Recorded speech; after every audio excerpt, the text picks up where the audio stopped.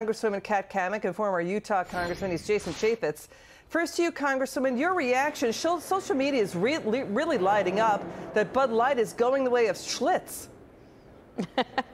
Yeah, you know, it's really interesting. A poll a couple of months ago showed that 80% of consumers across the country preferred that companies stay neutral. I thought that it was really a faux pas of sorts that they did this. And truly, you think about all the hardworking men and women who are employed by Anheuser-Busch, who now you have them kind of stuck with this mess on their hands. It's really a shame. But consumers, they vote not just at the ballot box, but with their dollars, and we're seeing that play out right in front of us. Yeah, that's what's happening, right, Congressman? The news, too, that the Budweiser CEO did not address reports that senior Bud executives are kept in the dark about this rollout. I mean, Bud is taking a hit. This boycott is spreading. It is real.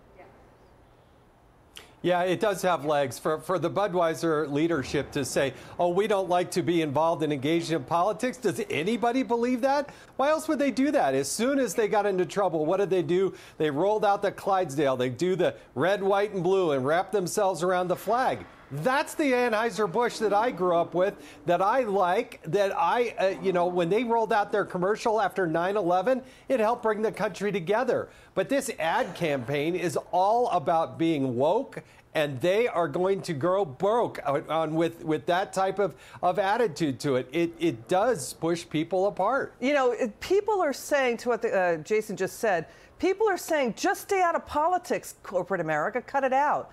Just sell your products. Bud Light, just sell your beer. Let's listen to the sound of Bud Light's new vice president, Alyssa Gordon-Heinerscheid. She broke the cardinal rule. She attacked the customer. Watch her say the image of the company was just too fratty on this recent podcast. We want the Congresswoman and Jason to react to this. Those customers, by the way, have sustained the Bud Light brand for decades. Watch.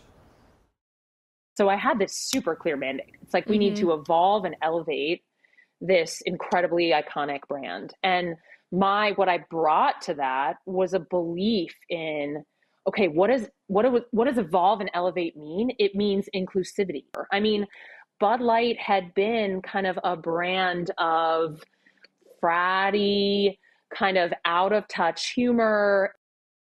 I mean, out of touch, Congresswoman. I mean, Congresswoman, this is another swing and a miss for the woke agenda. Remember this other cringy, tone-deaf ad from Pepsi a few years back? Kendall Jenner giving Pepsi to a cop during the BLM protest? That was cringy. Pepsi pulled that ad. Your reaction to all this, Congressman. Go ahead. Exactly. I mean, I think it's more than a mantra at this point. You go woke, you go broke. And I guess you can throw me in the camp of being fratty, because I used to enjoy a Bud Light. But I guess that's how they consider their customers, just a bunch of frat boys. That's really sad. What we know, though, from whether it's Netflix, whether it is Pepsi, whether it's now Anheuser-Busch, it doesn't matter. These companies that choose to go woke for those short-term gains they think they're getting, it actually comes with significant high risk in the long term. The data showed over the last 10 years that these companies that go woke, they have lesser returns. So if they have a responsibility to their shareholders, they ought to get their course corrected fast. So course corrected fast. Jason, final word. Yeah, you were right, Liz. She demeaned the consumers. She wanted to, quote unquote, elevate the brand as if it wasn't good enough. It was one of the best selling beers in the country, but it ain't anymore. Yeah. And it's going to continue to decline because she alienated the customer. She doesn't understand. She thinks she's so woke, so above it all, that she needed to elevate it by putting together somebody who is a transgender person to represent them. Got it. It's not going to work. Congresswoman Cammack and Jason Chaffetz, thank you so much. It's good to see you.